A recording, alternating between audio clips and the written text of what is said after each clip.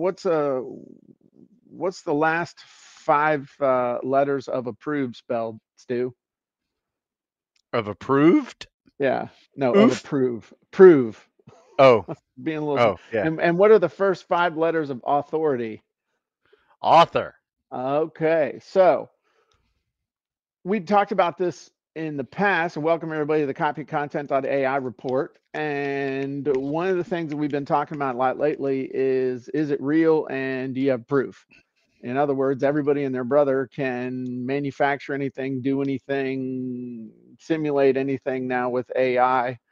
Uh, and so one of the things that we've talked about is what really matters, what's going to be the coin of the realm is having proof that what you're doing works and teaching from your own experience as opposed to just having AI give you the default answers to anything. So Stu, how do you prove that what you do works? Um, as far as Anything. anything, I Hmm. would say testimonials help. Okay. Um, I post scores of people's before and afters, so that's kind of a testimonial, but Ooh. it's um more of just a way of me saying this is what they were running before, this is what they're running after. And I Uh, know just from us talking that in the past that those are, what are you breaking out your Stu Smith energy drink mix there? yeah, Don't pull out your Stu Smith choppers. The before, after, and the results and scores, if I recall, you've told me are like some of the most effective ads you've ever run. Like, yep, hey, you'll Stu, just wanted to let you know I did 3,000 push ups in 2 minutes, 250 sit ups, and I ran a mile and a half in 32 seconds. incredible. These results have not been verified by an independent third party. Um, That is true. okay, so proof, testimonials, results, score before and after for yourself and for customers. Sure. I mean, that's okay. Now, do they always have to be super PT studs, or have you ever No. gotten a testimonial from somebody who's like, "Hey, dude, I used to be 600 pounds, now I'm 250 pounds, and I can actually walk around the block." Yeah, absolutely. I mean, Uh life. I'll be honest with you, Jim. I get more huh. excited from those lifestyle changes versus helping somebody go from 10 to 20 pull-ups. I mean, that's fun too, but you're really making a difference, and it makes you feel like I'm on the right path in my life. Right. Able to help people like that, and um, it's something that I enjoy very much. So Absolutely. So, and I think one of the things that people get hung up on is got to get a testimonial, got to get the proof. Like the only things that are worth talking to are the people that like, I don't want to talk to anybody until they've made $100,000, or mm, I don't want to talk to anybody until they've run a 5 minute mile. mm, Or the only people we have on our show are, people that can max the PT test while having a fat toddler duct taped to their back, whatever it is. And I think that that's in a lot of ways is unrealistic because we're teaching people how to go through a process. And ultimately, like I said, what we've been talking about is as we move forward, especially with AI, what is going to be the most valuable is the stuff that comes from your direct stories, your direct experience, your observations from actually doing it, your own unique results or perspective and the lessons learned. That's going to be the stuff that really matters. In other words, experience and results as opposed to just the infinite vending machine of information giving you whatever the hell it gives you. So, we have a very special guest today, Stu. oh, cool, I'm going to give you a little background on him, and then we're going to bring him on. He is an Air Force veteran. nice. He was and still is involved in clergy, in chaplain work, got involved in that in the Air Force. And then he now lives in Florida, though he's been going through a family thing. So right now he's in Texas. But he recently retired as a chaplain for the law enforcement. And so he's got a really cool background, and he wrote a book and using writeyurbook.ai. So he's published it, he started selling it, and he's doing some cool stuff with it. And I thought just talking to a normal human being that was doing cool stuff with their book would be inspirational for the majority of people who sometimes think if I haven't sold 10,000 copies of my book, I'm an abject failure. So he's also from the panhandle of Florida, Stu, which I know is Oh, your old stomping my ground. So y'all can redneck Riviera. talk about boiled peanuts and stuff. Mm, So which I think tastes like snot. mm, Anyway, no way. let's welcome Larry Carter to the show. What's up, Larry? Good morning. How's How everyone? are you? Well, thank you for asking. Good. So Larry, tell us, I gave you a little bit of an intro, but tell us a little bit about your background and how we came to be here today. Excuse me. Well, I graduated from high school and went directly into the Air Force. I was on me and my friend from high school got drunk, thought nothing better to do on Monday morning, go join the military. Well, I woke up 30 years later with a nice career, a lot of accomplishments. And halfway through my career, I found out that I had a niche for helping people. And that's kind of how I segued into the chaplaincy on active duty and then continued that work once I retired. And through another fluke, a friend of mine, a fellow pastor, said, "Hey, you ever heard of a police chaplain?" I said, "What is that?" So we so happened their headquarters was located in Destin, Florida. Went and visited them, walked out with an application, and through a series of events and ride-alongs, they offered me a chance to volunteer, then a chance to have a job part-time. And through a series of things at the sheriff's office, I became their lead chaplain and had this extreme honor of serving another set of people. Unlike pastorate, you're dealing with a congregation which could be any size, 30, 40, 50, 4 or 5,000, it all depends. But this ministry was one-on-one. I had a chance to, I had to learn for them to present myself in such a way that they would trust me. Sure. So when you're talking about earlier about authenticity, it's a lot like anyone coming into the police world. You have to earn their trust. So that's been kind of the Reader's Digest version of it all. I was here in Texas, and I went to the IMC in March and saw you and Dexter. You guys are quite a team. It's like Abbott and Costello. I don't know who the straight man is, the crazy horse lady, and with Dexter's exuberance. I think he must drink Red Bulls by the hour or something. But there is no straight man. We're both Jerry and we're both Dean. Well, you do a very good job of it all. Sometimes I listen to you guys just for the stories, not just for the content, but the entertainment value. But and seriously, I had a chance to try to make a difference, and it's been a challenge because a lot of things I did not know. But anybody who stops by, because I've seen your stuff in John Maxwell Copy Content, I've seen it there because I've been there for several years, and I'll be honest, I was kind of skeptical because at the age of 21, I bought a set of encyclopedias, didn't have any children. So I sometimes reflect on, I'm gullible to buy things that may not serve a purpose, but seeing you and Dexter there, and then you had that special about writing a book, and I said, well, Larry, you got some time on your hands.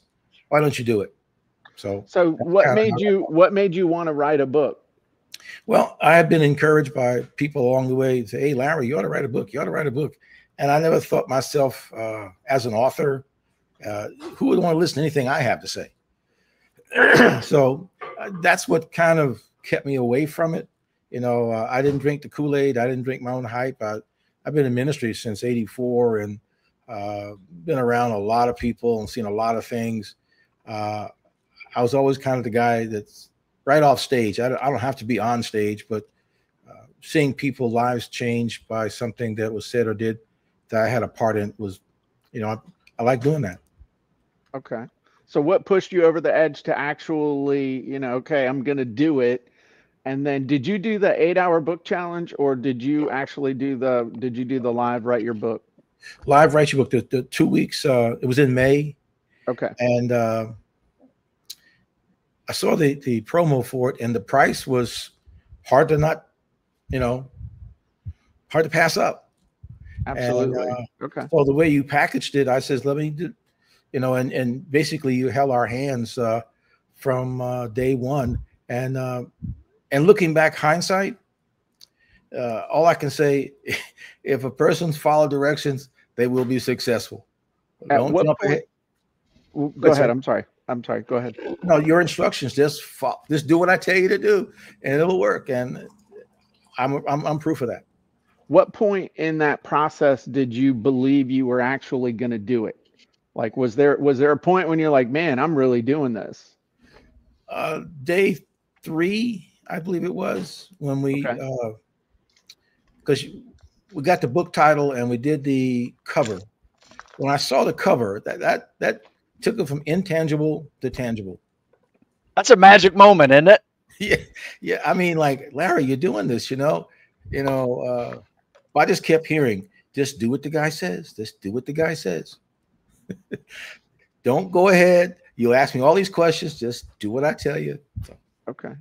And as you were going through that process, how did it feel to use the tools, to go through a creation process of using the tools, and how we did it as opposed to sitting down and trying to write it out yourself without the tools? Well, if I did it on myself, I wouldn't know where to start, where to go. You gave us such bite-sized pieces. I was focused on the moment, and then there was the Facebook community and places. There was always encouragement along the way. And I think when you said, I am an author, that really helped. But such bite-sized chunks of accomplishment gave me the momentum. I didn't stop and think about what was going to happen on day 8 and 9. I concentrated on the day that I was in. And being in the military, I was used to suspenses. And usually, well, in my time in the military, you didn't question the boss. The boss says, go stand over there. And you can think about going standing over there, but you don't tell him, why am I standing over here? So when you gave instructions, I was used to following instructions and just wait for the next set of commands and follow, because everything I did, there was results. It wasn't like I was left out there. If I following instructions gave me success and momentum. Awesome. And so when you got the book done and it was published and it was up on Amazon, how did you feel? Well, usually things that you do that are illegal make you feel good.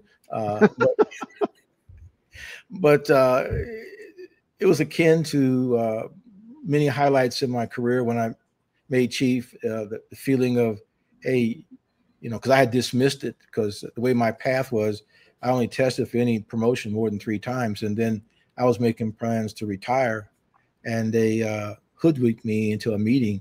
And then they, notified me that I had made chief. And so seeing that book up on the on Amazon as a Kindle, Larry, they were right. You can do this.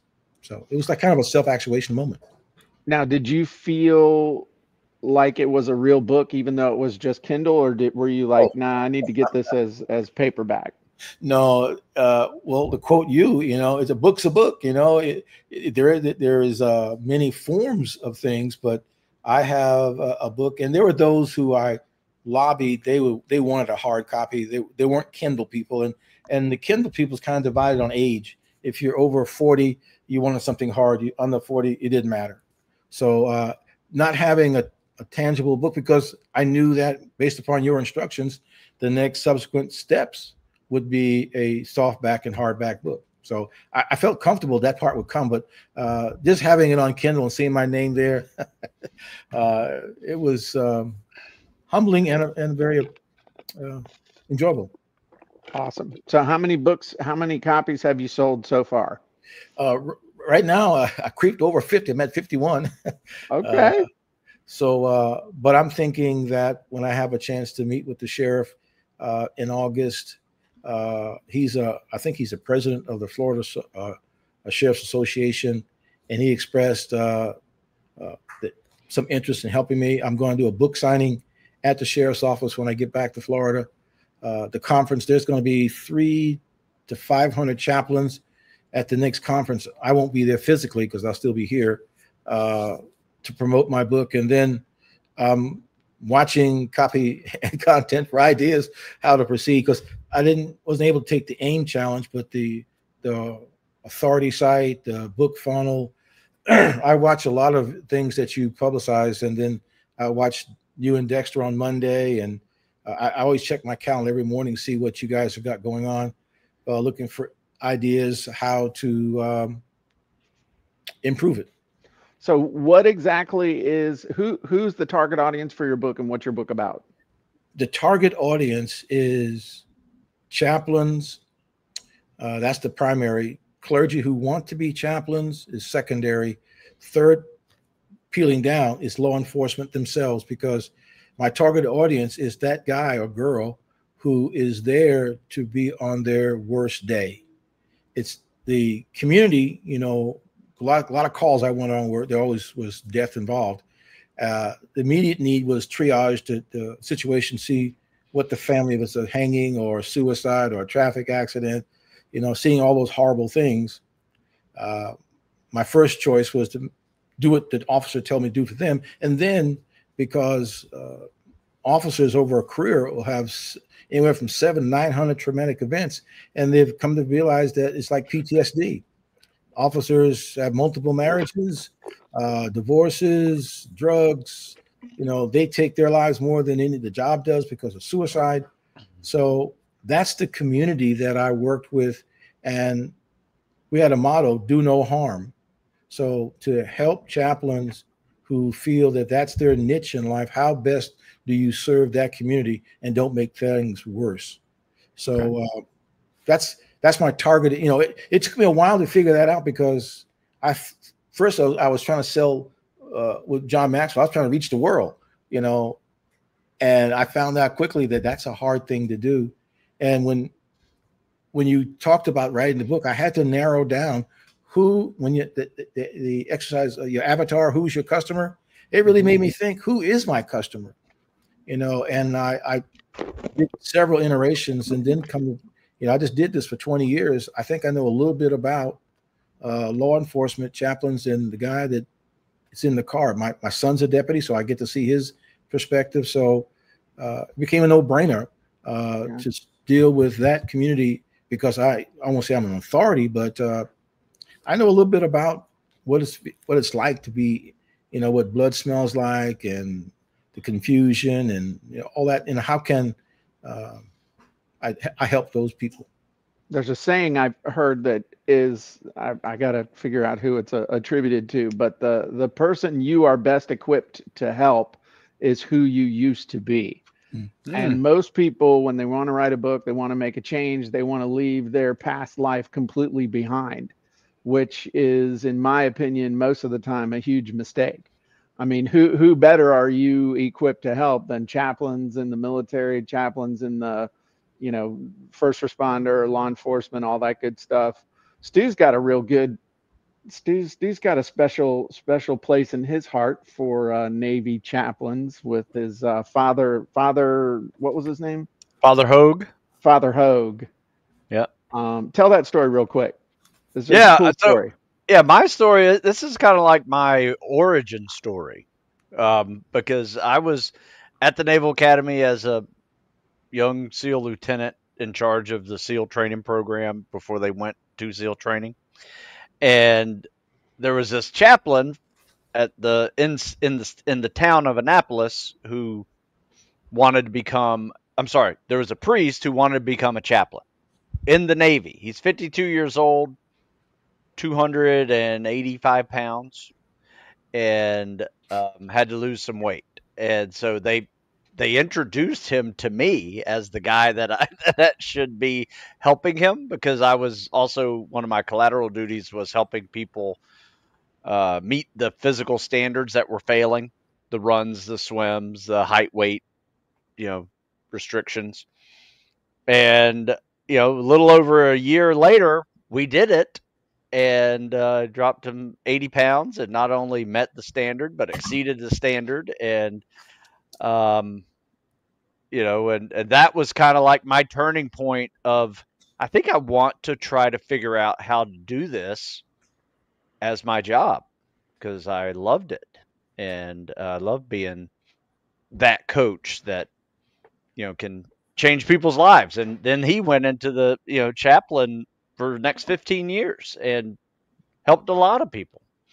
So, yeah. So anyway, that was my chaplain story, and really my origin story, because after that I knew what I was going to do when I got out. So you started helping fat middle-aged guys like me, and look where we are. There you go.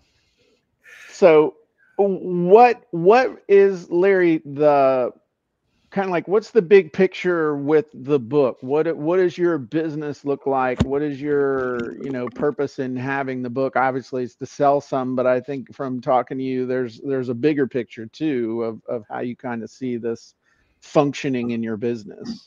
Yes, I'm hoping that in context, because I've had to stop and start because of taking care of my family. I would, like I said, I retired, and only been 2 weeks now. I was going to go full throttle into my business, and so I've been picking up bits and pieces along the way, but eventually to some public speaking, because that's what I've done the most of. My second is teaching. I taught in the Air Force at their professional military education element. I've taught for the National Conference of Police Chaplains. I've traveled several places in Florida and trained refresher training for chaplains. So my second nuance is to have a thriving training business, whether it's in person or virtually. With the software that you have endorsed, I've been able to start building curriculum. So my end game is, I heard someone say, the book is good. I'm not going to read the book. I want you to tell me what's in the book. So I want to get to the point. I'll buy your book. I'm not going to read it, but I want to pay you. Well, I mean, that's what I hope they will do, is to tell me what's inside the book. I don't have time to read the book. So I have been trying to package using the book as leverage. And my focus has been really not, I've learned a lot of things through John Maxwell, but I've kind of camped out on how to connect with people and how to communicate with them to leverage your influence.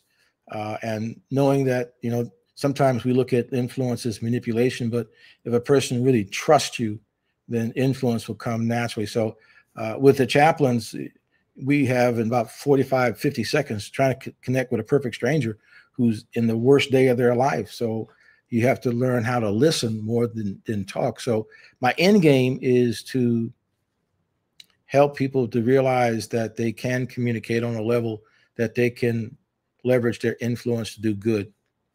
So the book is kind of like, I think you said it, it's my business calling card. It gives credibility to my business, that, because like where I've looked at, there are every day, then more and more people. I'm a coach. Well, what sets me apart from the other coaches out there? Well, first of all, my goal is to deal with those who serve first responders, and that whether they're a chaplain for the police, for the fire, EMS, depending on where you are. Some departments have multiple chaplains. Some have chaplains that do it all.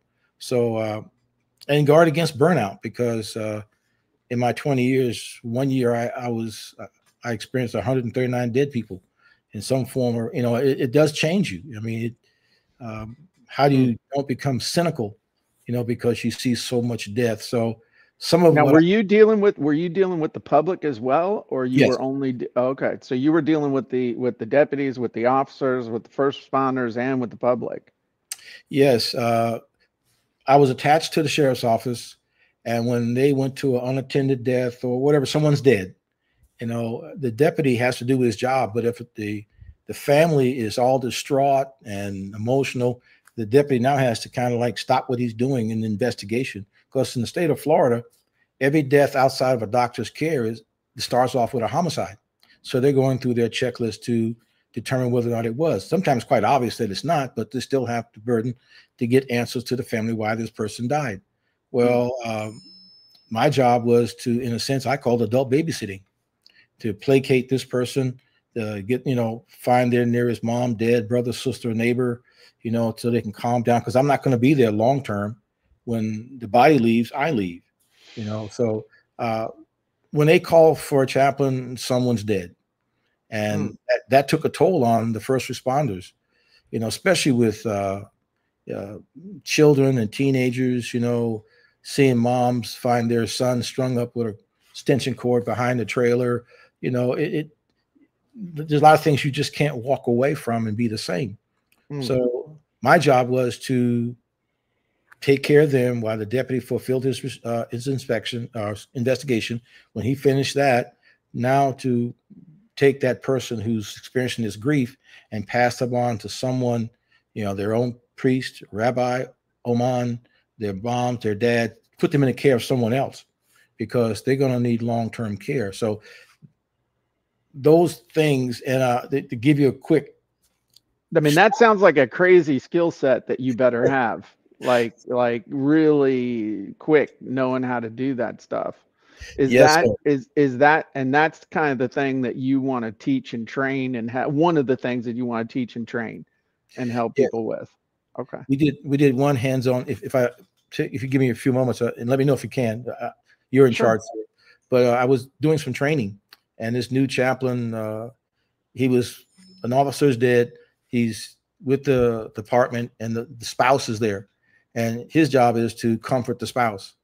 And he walks up, introduces himself, and basically within 15 seconds, he says, "Ma'am, you're young.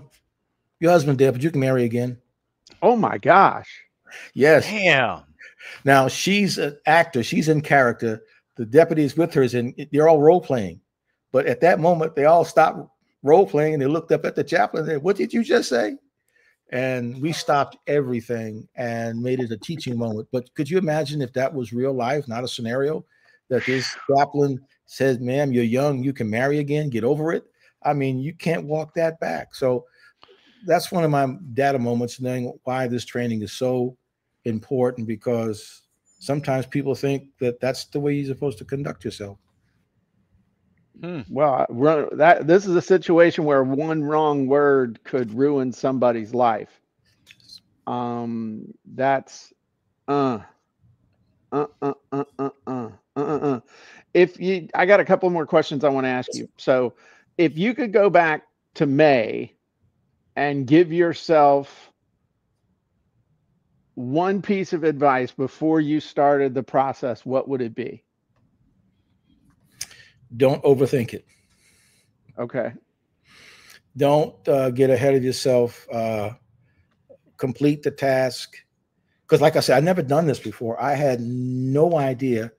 And I think part of my success is because of 30 years being drilled into my head, follow orders, follow orders. I mean, we do question things, but my point is there was no threat to my safety or my well-being. So follow the instruction, because you were very... It was a virtual course. There was no threat to your safety or well-being. It was not a it was not a live in-person course. I think your humor was very comforting. You said, just do this. And that's what, if I was to offer any, I would, most things I would do the same. I did have some moments of anxiousness with Fiverr trying to get my book cover. I mean, they kept getting it not wrong, but there was a disconnect between what I asked for and what they were giving me, and then them being in Pakistan and the time difference for them, I'm sweating thinking like, I got to get this done. Jim said I need to be here, and I'm still waiting to hear from these guys, so, but you were able to, since you've done this so many times, you knew what to expect. And that was kind of, I relied upon that. You weren't you weren't a rookie, this was not your first rodeo. Awesome. So you got the book done in print. You got physical copy? Yes, I have a softback, and Okay. I've got. Oh, that looks good. Thank you. That looks good. I ordered some hardbound. I think you call them author copies, and Galley copies. yeah, Yeah. yes, sir. Thank you. And I'm going to do a book signing when I get back to Fort Walton Beach, Florida, and Okay. I'm hoping to. There's some people that the 20 years I was there, basically the first 10 years, there were some people that were very impactful, and I want to autograph a book for them, and that's part of what I'm going to do. Very cool. Very cool. So what's the like most rewarding response or just feedback that you've gotten? Anything really stand out that made you feel amazing? I only gotten 3 reviews, but That's okay. I keep encouraging them. But the second review I got, and it was a deputy that retired, and he said that I never knew what it was like from your perspective. It's one of the best books I've ever read, and I didn't know what to say. For them to in chaplaincy, you look to hear a couple of phrases. The most paramount phrase is, "That's my chaplain," or "He's with me." That's where I got the title from. The original title was "Crossing the Blue Line," but I didn't know how many people that would resonate with. So, with the help of AI, I came up with the title "Crossing into Purpose," where your service meets significance. So, that piece of feedback kind of made it all worthwhile. I mean, That's every awesome. moment of anxiousness, and so that piece of feedback, I think, really was the game changer for me.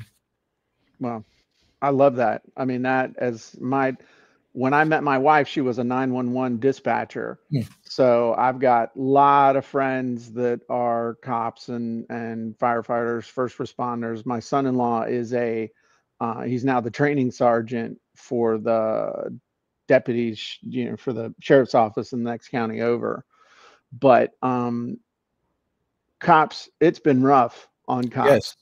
Law enforcement, it's been rough we're not even going to talk about why, but we're just going to agree that it's been rough. And even when it wasn't rough for external reasons, it's always been rough. Yeah. And they, I they're people too. And so I really respect what you are doing and what you have done. What's the next big step for you as we draw this to a close? Where do you see Larry being in a year from now, and how are you going to get there? Well, I'm working on a second book. That's part of my. I'm taking my business to the next level, hoping that I have the opportunity to spend time, available to me on my business and on my book journey. That's where I'm wanting to be. I'm hoping to have another book or several books published by this time next year. Uh, Leadership has always been one of my most. I'll say it this way: leadership is the reason things don't work, or the reason why things do. Mm. And Yep. that's what I want to, because sometimes we say we learn the most from our worst boss. Well, is there another way to learn? So with being in the military, I was under a lot of people that some I wouldn't trust to go around the corner, but then there are some, if they text, called, or said anything, I would drop what I'm doing, and I report anywhere in the world because of the trust and the leadership skills that they displayed. Because my career, people saw things in me that I never saw, and I want to. It's something when a person believes in you, and that's one of the things I want to kind of tackle in the next book about leadership. So that's awesome. I'm good. Would it be okay if I coached you for a minute and just Sure. give you my input? It's fine to start thinking about the next book, but I would encourage you to really work the one you've got first. Okay. Use that to start building up your audience, building up a following, building up and your reputation. I would encourage you when you get back to Florida. The cool thing about Florida is you got sheriff's offices and police departments and others coming out the wazoo within a 3-hour drive of you. And you got associations, and you got a lot going on down there that might not have in the swamps of Virginia. And so I would encourage you to come up with a 15 to 20-minute talk that you could give to any group of law enforcement, first responders, anybody who's in your target audience, and start giving that talk to start building your reputation, selling your book, offering your book, doing talks, become known. Okay. And that's going to create an audience. And then how are you going to monetize that audience? Well, coming in and working with individual chaplains, working with, figure out, okay, what's a thing I could do to help chaplains, but what could I do to help department leadership, that kind of thing, so that they bring you in for a day, they bring you in for a weekend. You start having retreats at, Larry's house, wherever, you know what I'm saying? I mean, it's, and they come to you for training on the things, the first 60 seconds. I mean, dude, that is the title of a 15-minute talk, is the first 60 seconds. And you talk about how to communicate with someone in that first 60 seconds, the mistakes that people make, why it matters, why to be mindful, that right there, dude, that could make you famous. And the first 60 seconds, I mean, write that down, whatever. But to me, that is, I give a talk in 15 minutes, and it's entitled The First 60 Seconds. That is based on my 50 years of law enforcement, and I took 30 years in the Air Force and 20 years in law enforcement. That's where I got the 50. But you see what I'm saying there, taking that and turning that into a talk that's going to make anyone who's a first responder, LEO, that is just going to go, holy crap, this dude, we need this dude to come in and work with us. And you just got to know what you want them to work on. But I know what that is. It's probably leadership stuff and empathy and all that. But you've got enough now to start spreading the word. And where you are physically, you can get out and do some talks. Here's the other thing, though. Yes, sir. You don't just have to limit it to the law enforcement, first responder, that kind of stuff, because with that signature talk of like the first 60 seconds, dude, that's kind of thing you should be talking to every Rotary Club, every Lions Club, everybody. You have that 15 minutes of of where Larry is burning, baby. I mean, people are saying, yeah, you could do churches. Empathy is something that is sorely needed in our world right now. So Yes, I would just want to encourage you that, don't, what most people screw up is that they write the book and they're like, oh my God, I wrote a book. I could write another one. I could write another one. I could write another one. And so they get caught in this creativity trap instead of being like, you know what? I wrote this one book. It encapsulates everything I've done. Or as they say here in the swamps, everything I've done did up to this point. And dude, you got to go ride that thing. Yes, sir. And having that talk, like it's like a stand-up comedian. Okay, you got that talk that at the drop of a hat, you can do that talk, and because you're so good at it, you're in that flow state with that audience. That's how you're going to make this thing really pop. And having that book is your ultimate credibility tool, because that book can arrive before you arrive. It can, you can get a lot of press too.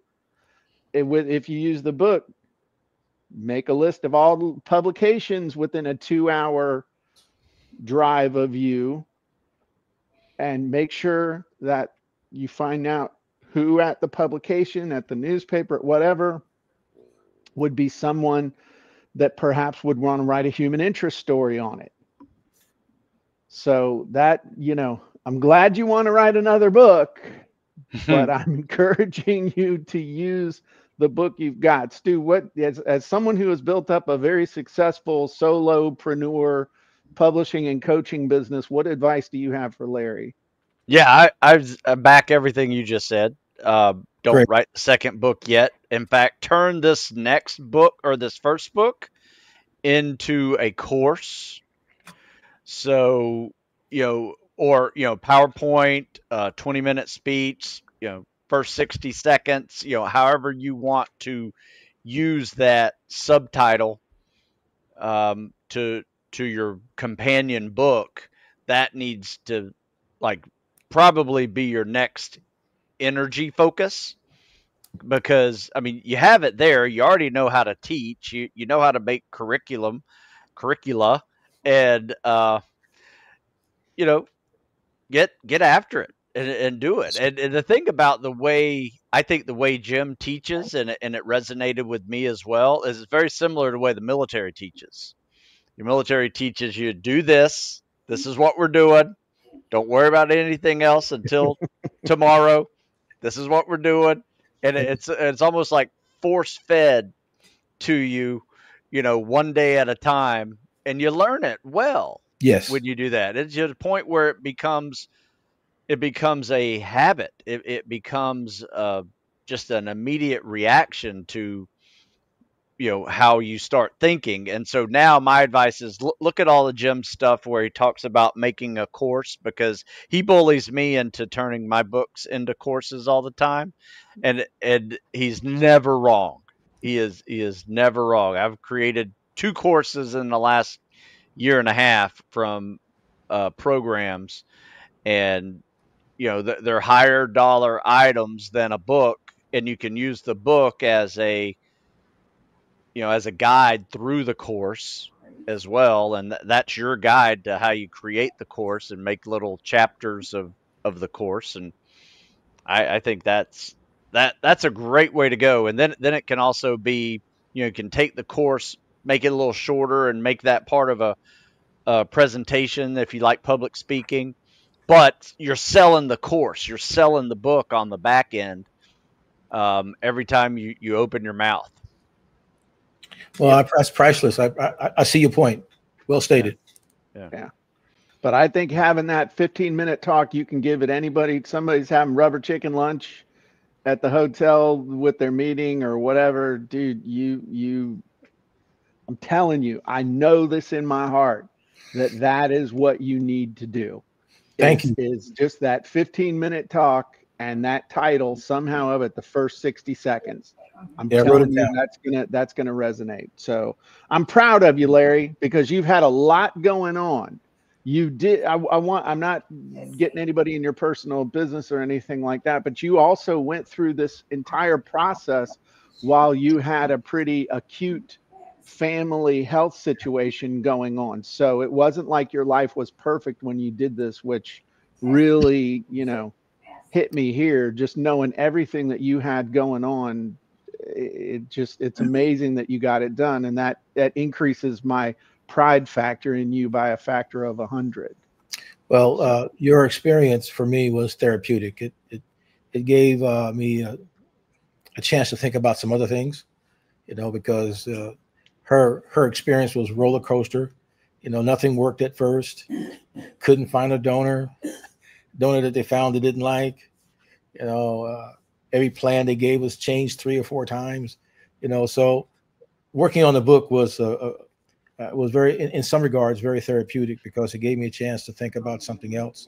It brought a little balance to my life. So to that much, I want to say thank you, because you and your partner, Dexter, and the crazy horse lady, and all the things that goes on. I tell you, I watched you guys sometimes just for the humor, even though it was more than that. And I'm not trying to by any means to diminish what you guys presented, but I'd pay for the humor alone. It's such entertaining.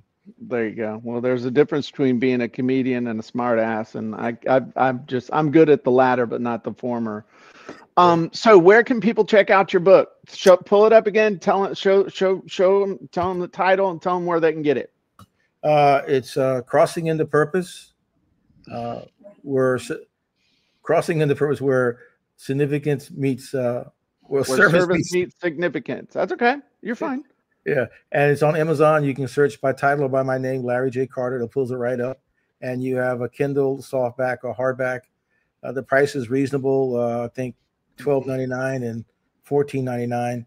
And I'm getting ready to do a book promotion, so there'll be a special coming up for a one-time buy at a reduced price. But that's where the book is found, and you can on Facebook under the same name, Larry J. Carter, and my website is enrichmentexpertise.com, which you can find out what the products I have to offer and a couple of promo videos that I learned how to do through Jim Edwards. Awesome. Hey, awesome, don't awesome, forget. Awesome. Hey, Larry, don't forget to click the button on the audiobook option. You know, you could have somebody read it for you, and it's the easy button for all those people who, don't want to read your book, but they'll listen to it in their car, maybe.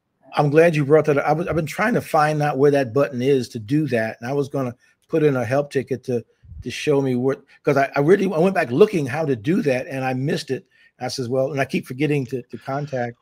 Well, I noticed that whenever I put up my last one, as I put up the print version first. Yes. And I didn't see it. But then when I put the Kindle in there, the button came up to be able to do the audiobook. I'll look as soon as I get a chance.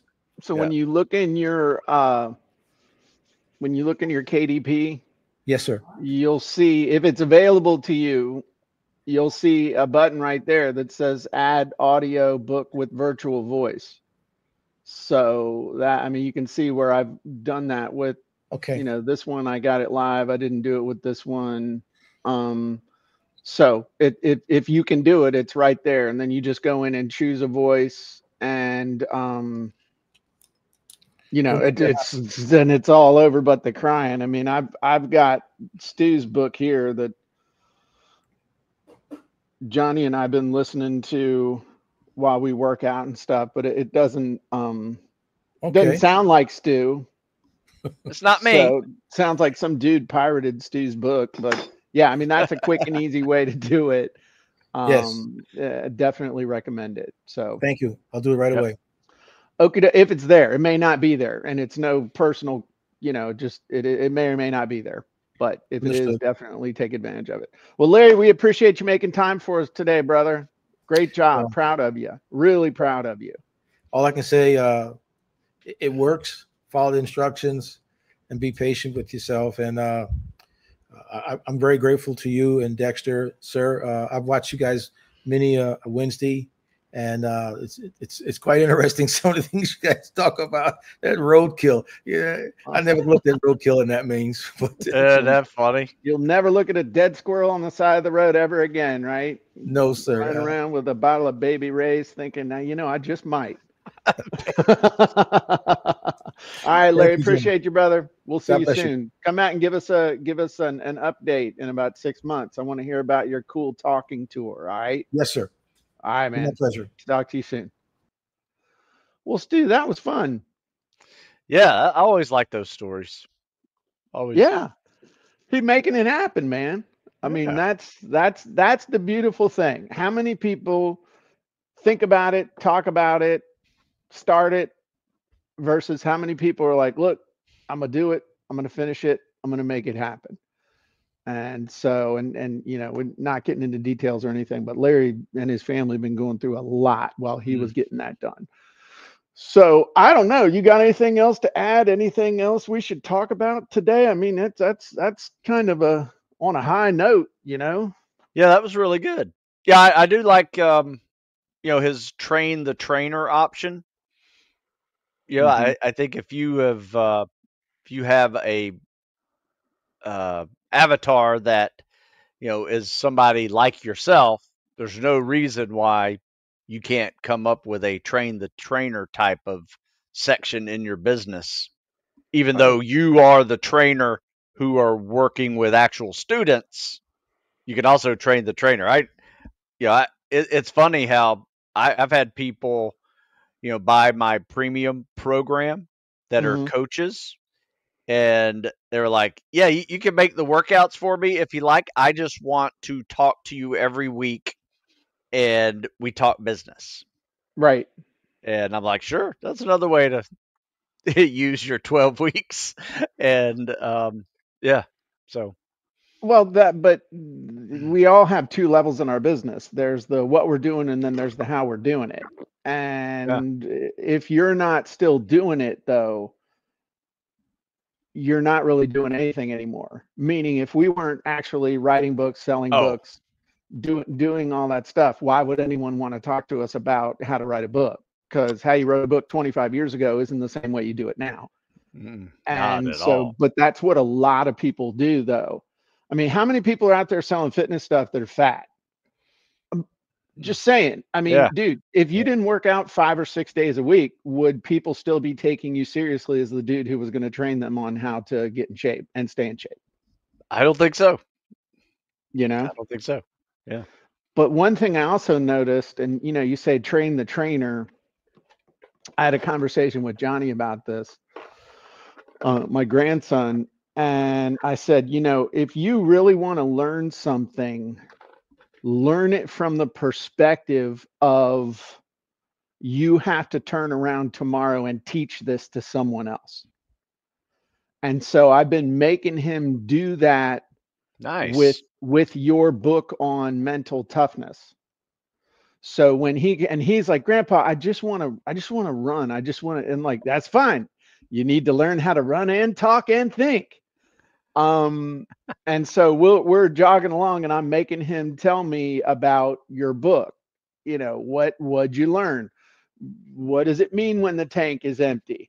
What does it mean when your mind, your body's capable of more than your mind is giving it credit? What does it mean when how are you going to react and I told him, I said, dude, you're going to have 3 points. You're going to have three things where you're going to have a moment where you're going to want to quit. One is going to be when you're doing something physically, because he's going off to VMI. Yep.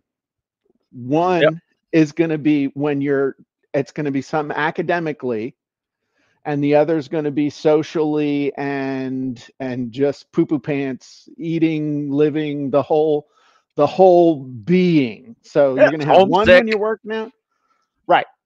Yeah. So I said, you need to decide ahead of time how you're going to deal with that when it comes up so that you can say, oh, this is what Stu and Grandpa were talking about.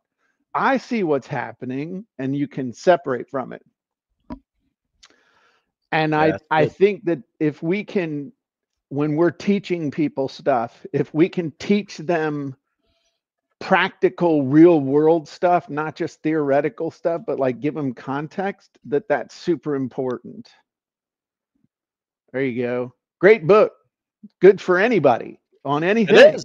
It is. It's not just for kids that want to go military stuff. So But I also think, and this is something we've talked about, if you're really teaching people, they are naturally going to become so proficient that they're going to instinctively start teaching others what you're teaching them. yeah. And I think that's part of what you were saying with the train the trainer thing. I mean, Larry could literally go in and train. He's train the people on how to train the people within their own departments and stuff. And there's a whole business in there of training the trainer and having maybe the people he's training look at what they're doing differently. You're not just a chaplain, you're a leader within this department who's going to be helping officers and other people with all these different things. Maybe have them expand the view of who they are, if that makes sense. I don't Yeah. know.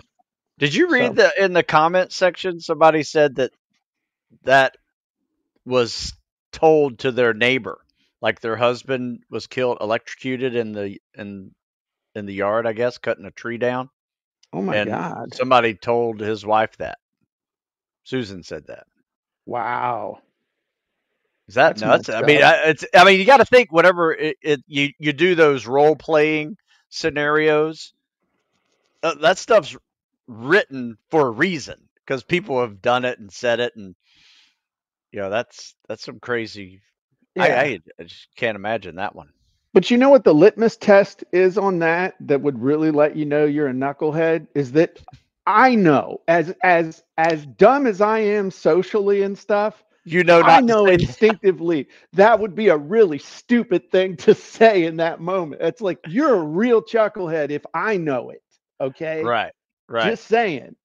Like the other Uh one that I would say that I know is like don't don't tell a woman, congratulations, when's the baby due? You know, oh dude, you know, never, you never, never never, do that. Never never. do that. No. No, no, no, no, no, no, no, no, no, no. Oh, you're expecting? Oh, I never would have known, you know? It's yeah. Mm. Yeah. Yeah. And other dumb stuff. That's about the two things I know not to say. The only other thing, never look at your wife and say, "Oh, are you gaining weight?" Yeah, yeah, yeah. Don't say. Woo! Yeah. Okay. All right. Well, this was fun. And you all let us know if you would like us to. We don't normally, it's like that Dos Equis. We don't always have guests, but when we do, we try to have it be impactful. Mm. Um, let us know. Did y'all enjoy this? Are these types of things you would like for us to share? A little bit more what's going on in the community, the kind of results people are getting, what's going on. You just let us know if this is something that you would be interested in seeing more of. Want to definitely tell Larry, thank you for being with us. Really appreciate it. That's, it's sometimes it's hard to stand up and say, yeah, I did it, but I'm down in the trenches, still, cranking it out, you know?